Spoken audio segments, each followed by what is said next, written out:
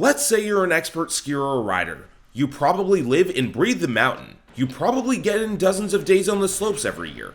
But if you're an expert, you may find it tough to consistently find peers who are willing to send it down all the terrain that you find the most enjoyable. That's why we sought to fix that with our PeakHouse Northern Rockies trip this past winter. This was a trip aimed specifically at advanced and expert skiers and riders, hitting 3 resorts: Jackson Hole, Big Sky, and Bridger Bowl, all of which are home to some of the most notorious runs in the world.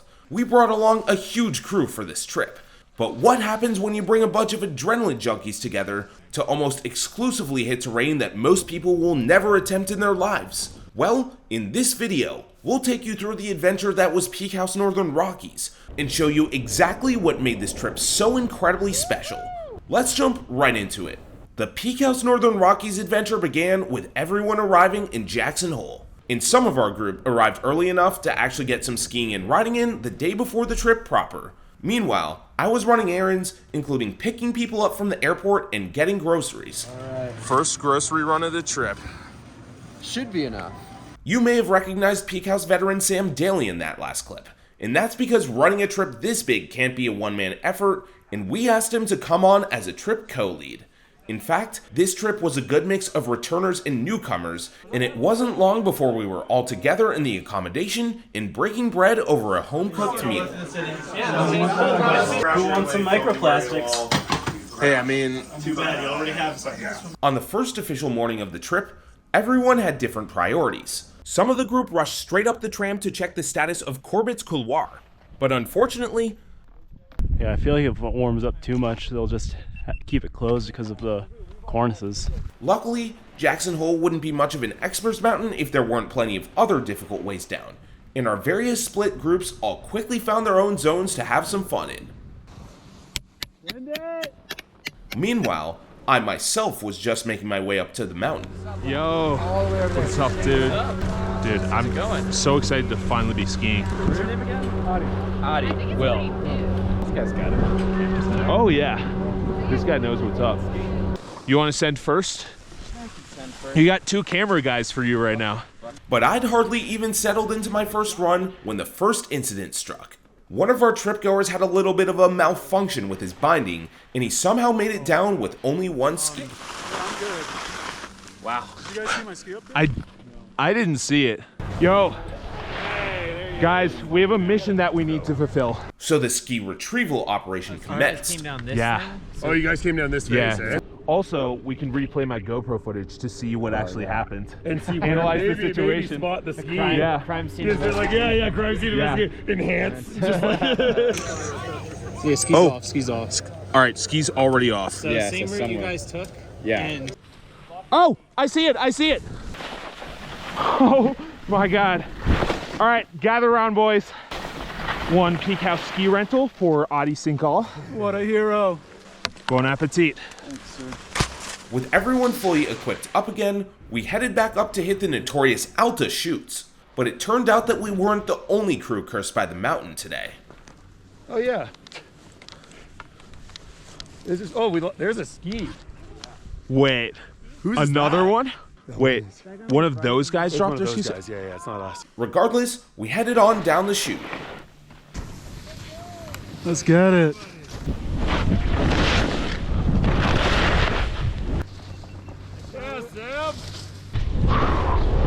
Nice job, guys. It was clear that with the warm conditions and steep terrain, we were all gonna have a mistake or two on us today. kind of been saving myself all trip. I'm wondering when that luck's gonna run out. Don't talk to me about that. Next, we headed to another iconic run, Tower 3. The beauty of Jackson Hole is that a lot of the toughest lines are right under the lifts. So, if you ski them, you better be ready to put on a show. Oh my. Woo! We skied on down before I could become any more of a distraction for the lift riders. Hell yeah! How we doing today, folks? As for losing any more skis, it turns out that the superstition that most things come in threes does in fact hold true. Oh no! Dude. Oh. You have the right idea, man. You crashed again? Dude, what's going on, man? It's the skis. Cut it out. It's not me, it's the skis. So yeah, After a morning that was decidedly warm up in nature, we headed to the lodge for lunch. And the next mystery to solve was finding the rest of our group. Probably splitting up looking for clues, I think. What up, squad? Oh, man. You alright, man? My back hurts, I'm stretching. The afternoon laps began, and if you know anything about skiing or riding Jackson Hole, then you know it can be tough to pass up a decent looking steep tree run. Oh yeah, I'm in. That'll wake you up from the post-lunch slumber. Oh yeah. That's your coffee. So yeah, the gung-ho attitude we'd had for getting straight into the steeps on day one may have been starting to catch up with us a bit. Yeah, it's just the problem with Jackson is the extreme stuff is so extreme that. But yeah, like there's no warm up for it. Like Yeah. like well, how do you warm up for Corbett's before it? You know? Oh man. What's that? The Hobacks. Woo! Yeah, on a day like this, conditions were definitely leaning towards the category of spring skiing. That wasn't what I would call fun. Yeah, I saw the shimmer. Whoa! Battery's running low. Yeah. I knew it. All right, you guys go. I'll be the caboose. But at least we were all sharing in the wipeouts equally. Hey man. We gotta do wipeout for wipeout. It was time for another round on the Alta chutes, but this time picking a line a bit further down. I kind of wanted to be in there. We can go into Alta 2 or Alta 3. Look at these little droplets. Even if a lot of these runs were on the slushy side, at least the clear skies and warm sun allowed us to really soak in the incredible views Jackson Hole has to offer. Hey, on top of the world. As the afternoon rolled on, a bunch of us reunited after being split up for most of the day. And we got the 411 on Corbett's for those who'd gone to check it out again. No luck with Corbett's. No, I was told by someone up there that if they're going to open it tomorrow, it'll be first thing. We gotta try. Yeah. But while it looked like we wouldn't be doing Corbett's that day, we now had a huge group assembled and the day was getting close to the end. So it only made sense to do a big party lap. Go down the groomer. Audie's gonna post up. But the party lap turned out to be an open invite.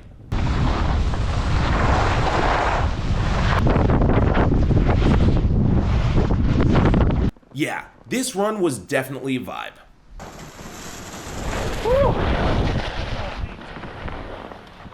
So many bodies on one run. To leave it off on a fun note, most of us called it a day after that. There it is. Oh my. What up, buddy? Hey. But just because we left the slopes didn't mean the day was over for everyone. Do any of you guys want to come biking with us? That's right. A few of us decided to rent some fat tire bikes and do a little tour of the local trails. And then, as evening arrived, it was time to hit the town. Everyone here is going to wake up ready to do Corbett's right at 7:30 in the morning. I'm being healthy.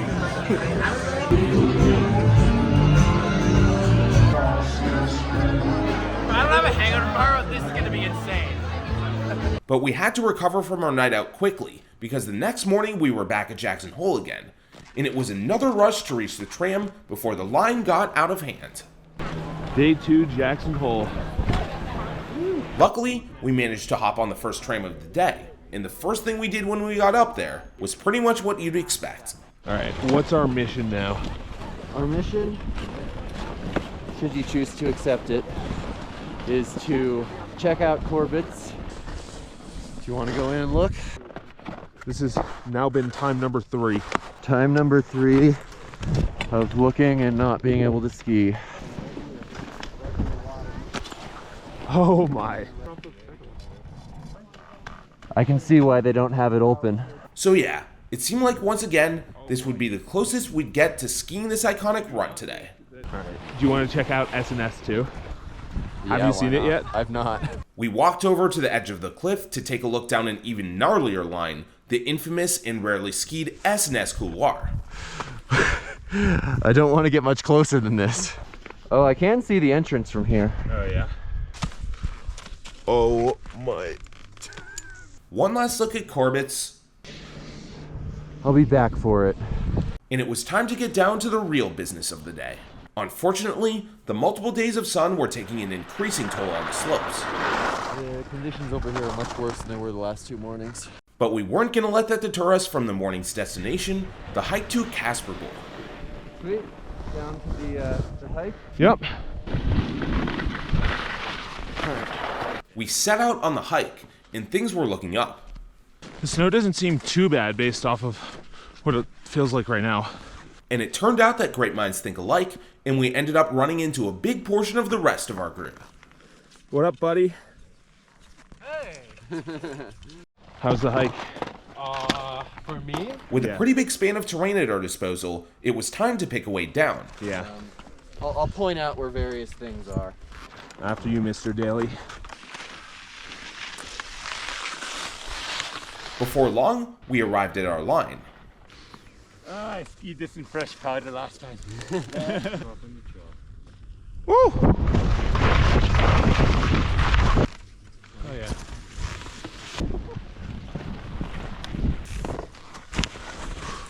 One of the best parts of Jackson Hole's expert runs is there's often an initial difficult line or shoot, and then options for a second one even further down before you're metaphorically out of the woods. What you see here was just that situation. I think it's the best chute in general that's open right now in here, the steepest. You want to do this? Yeah, dude. Do you want You want- to boost this time? Yeah, you can go and film from the bottom, and I can film from the top if you want. After yesterday's mishaps, we were eager to film everyone doing their best. Woo! This guy is an animal.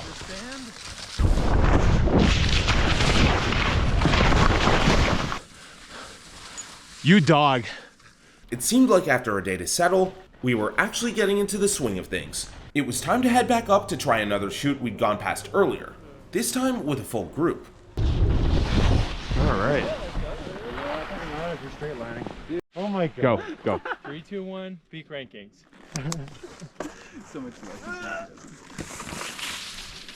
Nice. It felt like we were all doing pretty well, until chaos seemed to break out all at once. I saw what happened to you and I did the exact same thing. You want your ski back? I don't know. Having too much fun? Since the universe was apparently dead set on taking our skis off, we decided to just roll with it this time. Sean, you want to see if we can make it down to the groomer with just one ski? The results were mixed.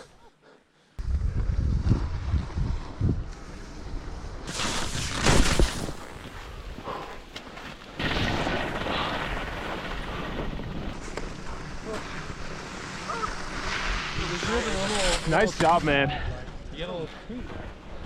Wow. Regardless, back up we went for another run, which was quickly interrupted as we got distracted by activity up at Corbett's. But at that point, we had to let go of that last bit of hope, or perhaps delusion, that the couloir would open, because we only had time for a couple more runs that day. Wow. That is beautiful. We followed a trip goer to an area that, at least initially, seemed a bit less tracked off than the rest of the mountain. This is your line? Yeah. All right. It looks a lot bit worse than it is from here. At least, it appeared that way at the top. Yeah, it's pretty bare, guys. Told ya.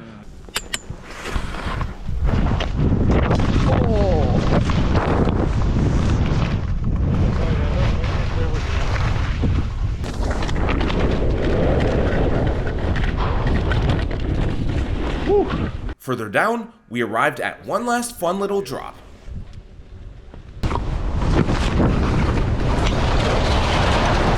Yeah.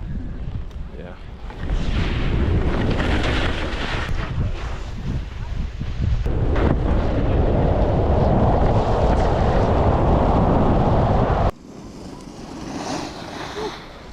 Not bad, eh? Hey, not bad.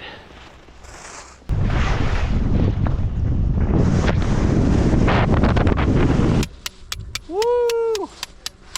Whoa! Oh no!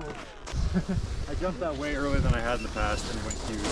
Then, we blasted our way down to the base, because it was sadly time to bid Jackson Hole adieu. Goodbye, Jackson Hole. You're beautiful. And we'll see how Montana compares. That's right. Next up, we had to get to Montana, and we had a bit of a drive ahead of us. But at least we got a cool view of the Grand Teton along the way. And certainly see why it's grand. And for some of us, a bit of surprise vehicle work. You guys should get some B-roll of this. Yeah, that's exactly what I'm doing. After 4 hours in our respective vehicles, we reached our hostel in Bozeman, where we'd be staying for the rest of the trip. Stop number 2. Treasure State Hostel. Now, in the spirit of honesty, the vibe of this hostel was kind of a mixed bag. While the location right in the heart of town was pretty ideal, the hostel itself was a bit less comfortable and maybe a bit more communal with the staff than we were maybe expecting, and it seemed like we might have traded away some niceties for the sake of convenience. But regardless, with a big day of skiing and driving behind us, we settled into our new digs with a hearty meal. Close to underneath the center of your chest as you can, but there you go. And we needed that meal because we had a giant resort to tackle the next morning. There we go. We are going to Big Sky. An hour drive from Bozeman later. That is beautiful. In our excitement, we got there early enough to be at the front of the line for Swift Current. I think this is the first time I've gotten first chair at a resort in a long time. Dude, take a look behind us. I'm glad we got here when we did. What'd you think? Mountain look as good as you thought it would? Oh yeah, it's gorgeous. Our punctuality was for one big reason. We wanted to be first in line for the Lone Peak tram, at the top of which was our main goal of the day, the Big Couloir. Unfortunately, the tram was initially closed when we skied up to it, and whether it would open at all was a continued mystery throughout the day. We did eventually get up to the Big Couloir, but that run and its surrounding context was so insane that we actually have a separate video specifically for that part of the trip that you can check out in the description below. But outside the Big Couloir, Big Sky has plenty of other expert terrain to enjoy, and we didn't let the tram's issues distract us for long. Yeah, let's do that. So with a bunch of our group in tow, we got to it. Hike is open. Headwaters chairlift is open, so we can easily get back to the tram. Okay, maybe I was dwelling on the tram a little bit, but regardless, we had our first proper run of the day to contend with. Alright, it's gonna be nice and chalky.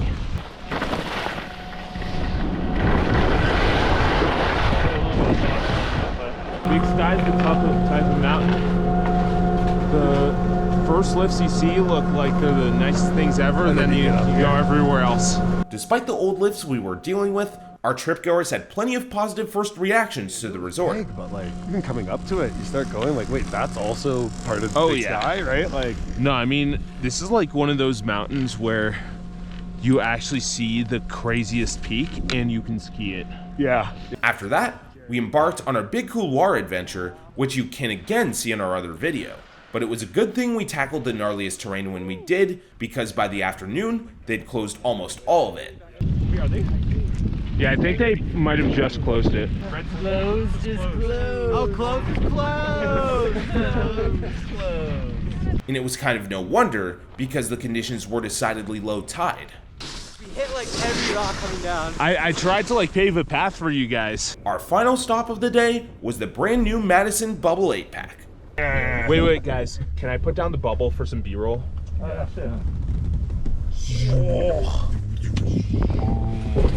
These lifts are so insane to me.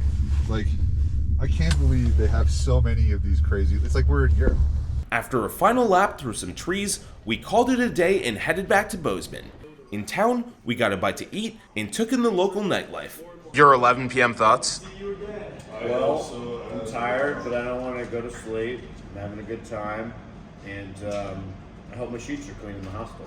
After a pancake breakfast the next morning, we returned to Big Sky. The forecast called for cloudy weather, but this didn't seem to be the case, at least initially. The main question on everyone's mind today, the status of the hikes. Yeah. Has it not been open yet today? I just been seeing it. The hike is open. We'll see. It's listed as closed on the website, but sometimes they won't tell you what's open until the run's open. When we reached the top of the Headwaters lift, we got some good news. Looks open. Looks like it. All right. It is very firm, so be aware of that. If you fall, you're probably going the whole way down. Got it. Before committing to the hike, we opted for a warm-up lap via the Traverse. Whew. Feel much worse than yesterday, doesn't it? Yeah, it's just a little hard pack, but it's sendable. But soon enough, we returned to the top of Headwaters to embark on our long uphill journey. First, we used photos to scope out a potential line. There. Yeah.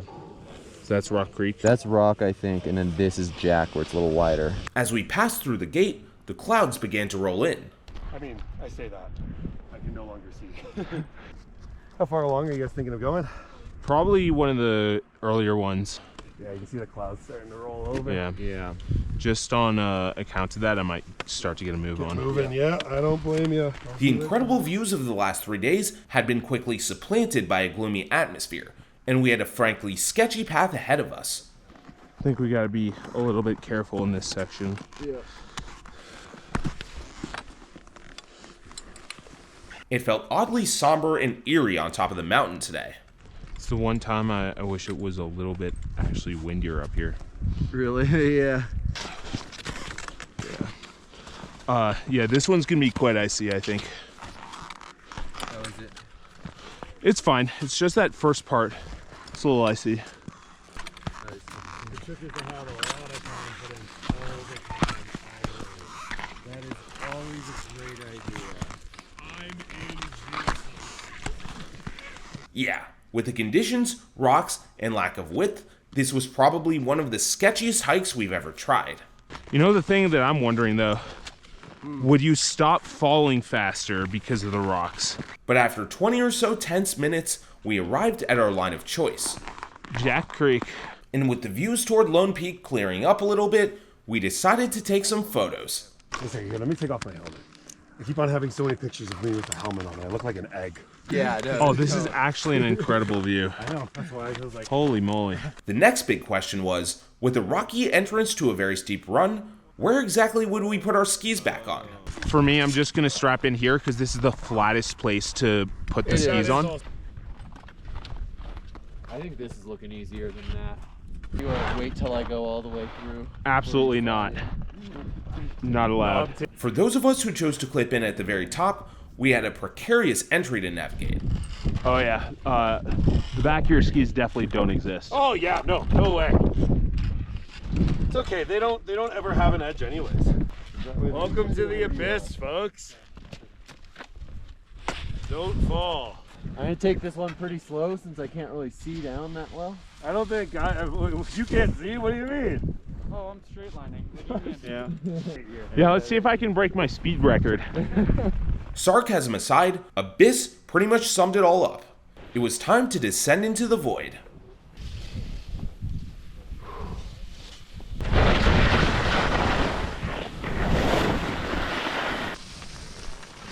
Nice job.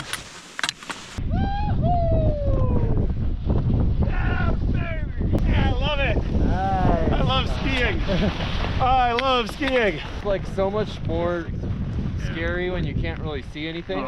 Low visibility aside, we were pumped up enough to immediately go for another hike. So based on my last time here, that little boot pack up there can bring you to some kind of interesting terrain over there. All right, up this way? Yep, follow you. I've never done this before. Though this one was decidedly much shorter.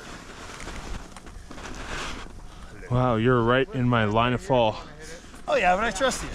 Yeah? It's a sign of trust. Here, Sam, you want me to go down first and I can film you guys all skiing down from the bottom? Sure. Cool.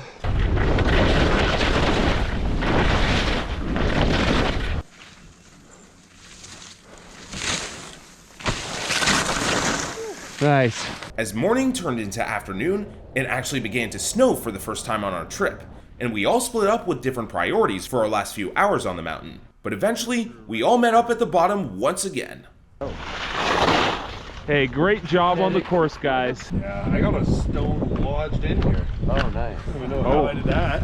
That's a small one, but yeah, that's like... Oh boy. That's stone, all right. Damage inflicted on our equipment aside, it was time for some rest and relaxation. To the hot springs? To the hot springs. That's right. As we often do on these trips, we just had to finish at least one day off with the hot springs visit. And man. Ski patrol's right there now. The next day was our final official day of skiing and riding on the trip. A lot of fresh snow. Beautiful out here in Bozeman, Montana. I got our beacon shells and probes packed up, ready to hit Bridger Bowl, and hope everything goes well there. That's right. Today, we were hitting Bridger Bowl. The conditions, fresh on top, but only on top. We are going to feel the bottom today. 100%. We made it to the ticket window, and it was clear the atmosphere here was going to be a little bit different from previous days. Steep shoots, unmarked twists, expert only. Sign me up. Today was also the first day we'd actually be required to make use of our avalanche beacons. We made it onto the mountain with quite a bit of signage indicating that the experts only Schlasman's lift was closed. But this didn't end up being the case for long. One of the guys at the local said that he thinks Schlasman's will open later. But before heading over there, we did a warm-up lap. Or at least what passes for a warm-up lap on an expert's trip. Can we do like, survivable one? Yeah. Drop in here. All right, if you say so. The conditions were, to put it lightly, deceptive. You know, I think it's gonna be a dust on crust day. Oh, some of the worst fresh tracks I've ever had. Yeah. I think Sean and Elliot might have not followed us, which may have been the smart move. Well, this is character building skiing right here. Oh yeah. But when we reached the bottom, we nearly committed to going up that way again, until we got the big news. Oh, Schlasman's is open. It is? Yeah. Yeah. The Schlasman's lift is one of the only lifts in the world that actually requires you to have an avalanche beacon in order to ride Yeah, it. just make sure it all works. So with all that in order, we boarded the lift. I'm actually surprised to have this running with the visibility the way it is. But we weren't going to let the fog stop us from skiing the terrain we'd come all this way for. Okay, yeah, let's drip it. Yes. All right. Yeah, We have our whole group.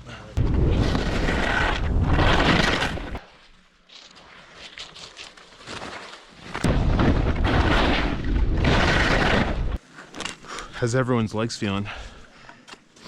Cooked. As we continued down, it became clear that the low visibility was going to make it difficult to judge what lines to take. Kind of cool. Nice little shooty shoot. Yeah, right? Not to mention the fact that we lost each other pretty quickly in the fog. Nathan! I think he might have sent it. I don't know. You can ski it. Oh, great. Okay. Yo! Yep, attempting to stay together in this environment was a bit like playing Marco Polo. I'm alive. Sean, what's up? That's Sean. Hello. How are you? Luckily, the skies began to clear a bit as we made our way down for lunch. Dude. $12 brisket sandwich right there. How are you going to eat all of that? Do you think any of the ridge is groomed? Let's check.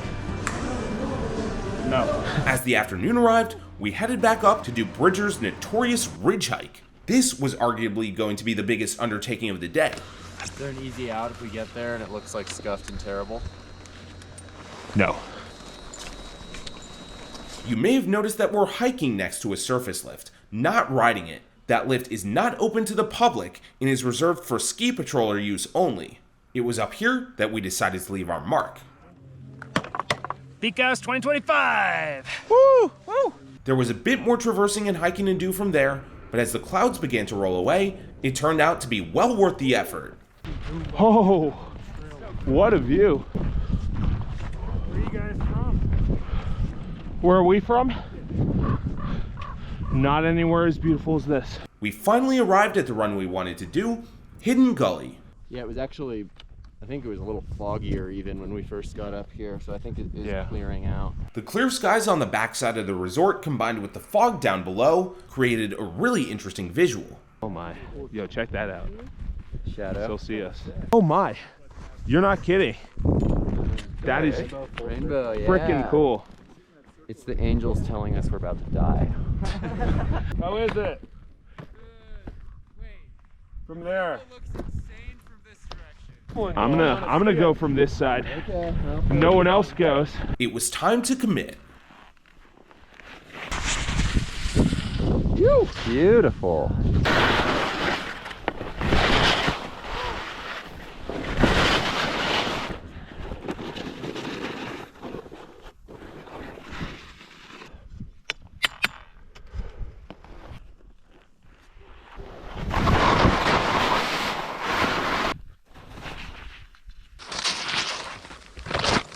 Whoa! Whoa!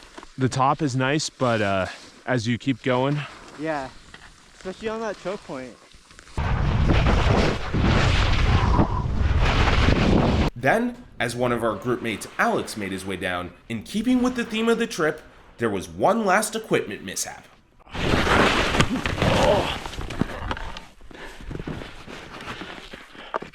I ejected in the crux.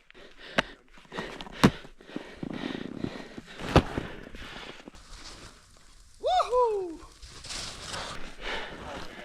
I hear what I think I heard. Yeah. Ejection in the crux. A double ejection. Oh, just a single ejection. After that initial shoot, we made our way into something that had been severely lacking in the several days prior, high-quality snow. And it wasn't just passably good, it was by far the best snow we'd skied on an entire trip, and actually some of the best we hit all season. Oh yeah. So sick. Nice, dude. That's deep in there. I know. That's fun.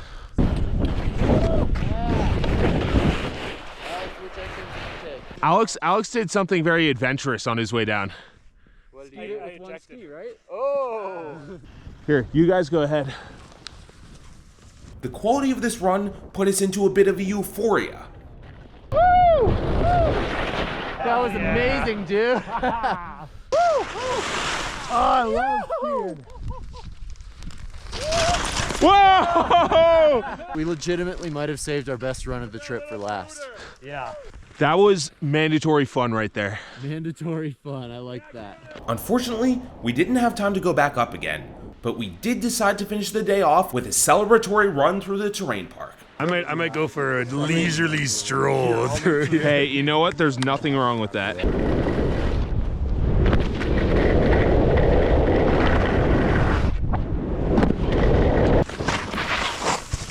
Fun day, man.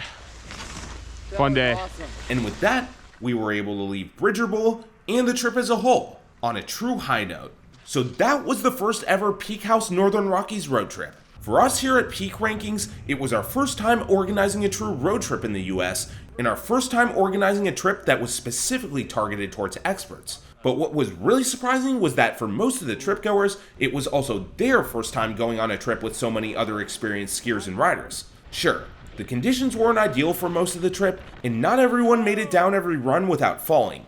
But to bring together such a big crew of people who all consistently wanted to tackle hikes, chutes, steeps, and everything in between, from practically open to close on every single day of the trip, was an incredible undertaking. And it felt really valuable for a demographic of skiers and riders who often struggle to find others willing to take on such a challenge with them.